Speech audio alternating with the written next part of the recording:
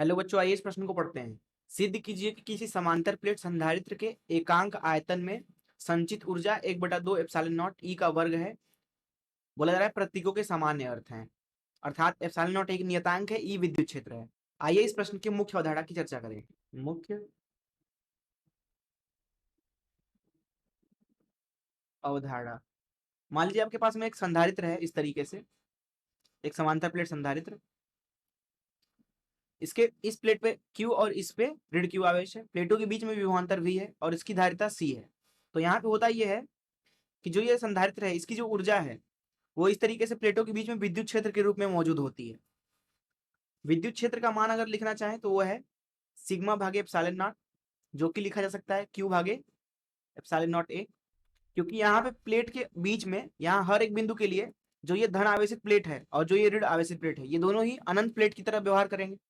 और अगर आपके पास में कोई एक अनंत प्लेट है इस तरीके से, जिसके ऊपर जो आवेश घनत्व है प्रति इकांक क्षेत्रफल वो सिग्मा है, इस अवस्था में इसके बाहर विद्युत क्षेत्र जो होता है वो होता है सिग्मा भागे 2 एप्सिलॉन नॉट। जो यहाँ पे संधारित्र के बीच में संचित ऊर्जा है, अगर उसका मान लिखना चाहें तो वो है Q का वर्ग भागे 2C के बराबर, या फिर इसको ऐसे भी लिखा जाता है 1/2CV का वर्ग। प्लेटों का अगर क्षेत्रफल जो है वो A है और प्लेटों के बीच की दूरी D है, प्लेटों के बीच की दूरी D, इस अवस्था में जो इसकी धारिता है उसको लिखा जाता है एप्सिलॉन नॉट A भागे D। मान लीजिए प्लेटों के बीच में निर्वात है। तो इन मुख्य धारणा, चलिए प्रश्न को हल करते हैं।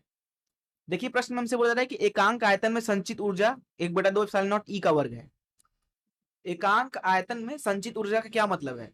इसका मतलब यह है कि अगर V आयतन में E ऊर्जा मौजूद है तो यही है एकांक आयतन में मौजूद ऊर्जा, इसको हम रो बोल देते हैं। अब देखिए जो यहाँ पे आयतन है वो दरअसल है क्षेत्रफल गुणे D। जिस आयतन में विद्युत क्षेत्र मौजूद है उतने आयतन में यहाँ पे ऊर्जा भरा हुआ है संधारित्र के प्लेटों के बीच में। तथा जो ये ऊर्जा है E, जैसा कि मैंने आपको बताया कि ये है Q का वर्ग भागे 2C या फिर 1/2 CV का वर्ग। तो E का मान लिख सकते हैं यहाँ पे, ऊर्जा का मान Q का वर्ग भागे 2C की जगह पे रख सकते हैं एप्सिलॉन नॉट A भागे D, इस तरीके से। और Q की जगह पे रख सकते हैं, क्योंकि जो विद्युत क्षेत्र है वो है E बराबर Q भागे एप्सिलॉन नॉट A। तो Q की जगह पे रख सकते हैं विद्युत क्षेत्र E एप्सिलॉन नॉट A, इसका वर्ग गुणे D भागे 2 एप्सिलॉन नॉट A। अब देखिए यहां से क्या मिलेगा आपको, E बराबर, ये जो ये वाला चीज है ये विद्युत क्षेत्र है, क्षेत्र को बल्कि E नॉट बोल देते हैं। नहीं नहीं, एक काम करते हैं, क्षेत्र को E रहने देते हैं, ये जो ऊर्जा है इसको E नॉट कर देते हैं। ऊर्जा को हमने क्या कर दिया, E नॉट कर दिया, नहीं तो कंफ्यूजन हो जाएगा ना, संदेह उत्पन्न हो जाएगा। तो ये है ऊर्जा। तो यहां से ऊर्जा का मान लिखेंगे हम, विद्युत क्षेत्र का वर्ग एप्सिलॉन नॉट का वर्ग A का वर्ग D भागे 2 एप्सिलॉन नॉट A। अब देखिए एक एप्सिलॉन नॉट कट जाएगा, एक क्षेत्रफल कट जाएगा, तो आपको मिलेगा 1/2 एप्सिलॉन नॉट E का वर्ग गुणे A गुणे D।